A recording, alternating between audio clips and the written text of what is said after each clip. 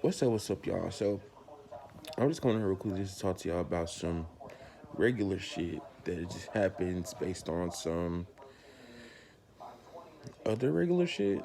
So, y'all know how, like, right now they've been talking about how, like, in Texas it's been hot, like, way above the average.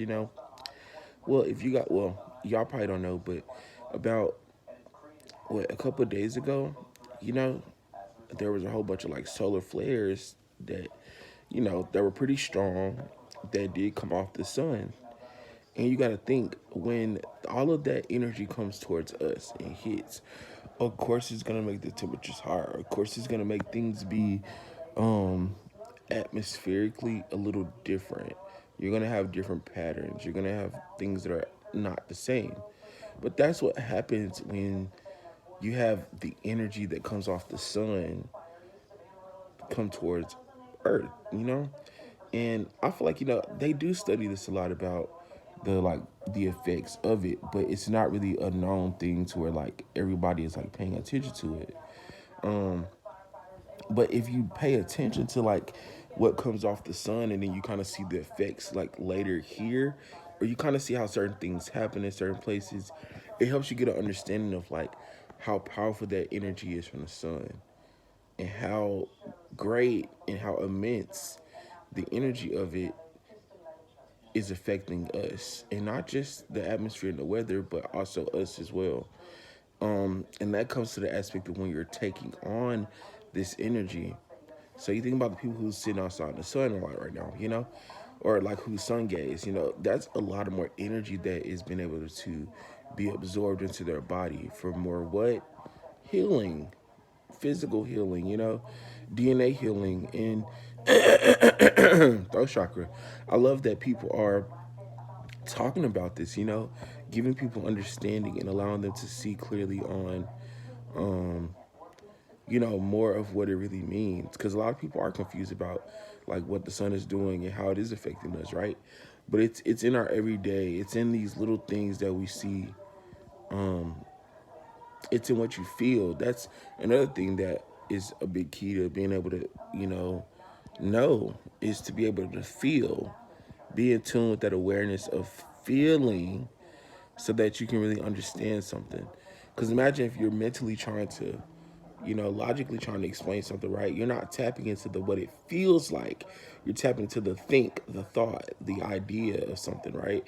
But when you tap into the heart space, that's you getting in tune with the feeling of what you're feeling around you, or that feeling of the awareness of what you feel is different, what you feel is the same, and that's where you go beyond the minds.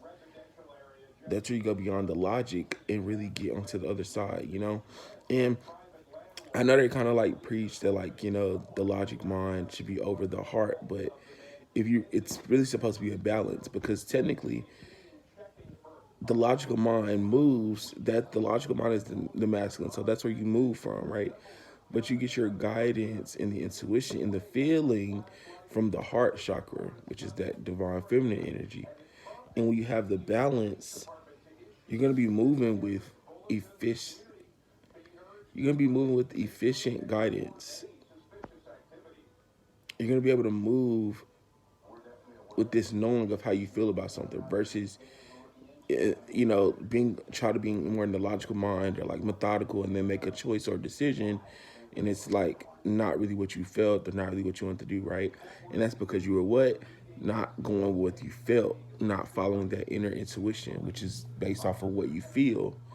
Um, and you will see how when you do rely more on your intuition and what you feel, or that awareness of what you feel, it allows you to take yourself and I don't know, it's a different shift. It's like when you finally experience doing something right.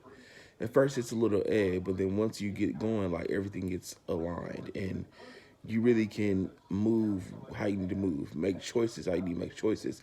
Everything's not all over the place. You're not being pulled in every direction because of what the logical mind tries to create, or and that's the thing too. Sometimes like your logical mind, especially if you're like air signs, your mind might, the mental, you might overthink, or you might like try to like be strategic about certain things or how like things are, like how to do things, how to take on things, and that will kind of cause you to make certain choices, decisions that's actually not effective, but your mind feels like it's effective, you know? And that's where, like we said, the heart comes in, right? Because your heart will be able to tell you, like, it'll give you that confirmation if it's a yes or a no, because it'll be how you feel about it. If you feel the choice that you're gonna make is kind of like, hey, you know, it's gonna cause some feet, some pushback, like, well, like, you know, but if you're moving for your intuition, you feel good about something, and you feel like it's like, no, this is like, yeah, like I know, like it's just one of those feelings that you can't deny. So even when you do get presented with the wrong idea or the wrong thing, like, you know, if you do decide to make the wrong choice, you understand, like, I got consequences that come with this, you know? So it gets to that deep level of understanding, you know, the right and the wrong, the good and the bad, like, you know, right way, wrong way, you know, and understanding everything that comes with that, because every action has a consequence, you know? So right now in these energies, y'all, just try to focus on getting in tune with what you feel, getting in tune with your awareness, getting in tune with yourself. That's the biggest part, getting in tune with yourself and trusting, you know, like the guidance that you're getting, literally trusting yourself more, and not just trusting your logical mind, but really trusting your inner you that's trying to guide you.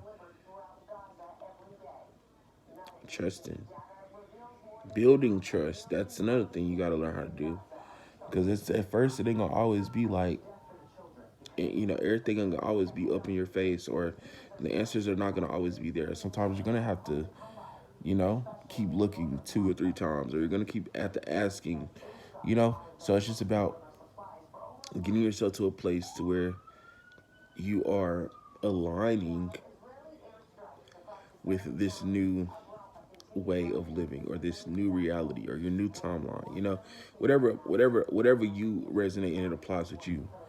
But you're getting to this point to where you're literally allowing yourself to, like, flow through the change, not flow to the change, but flow through the change, because everything's going to be a roller coaster ride. It's if it was always going to be just stagnant. See, that's the thing. That's why the energy is always up and down, because it's always current, it's moving. Imagine if it was just stagnant, right? There's no motion, there's no,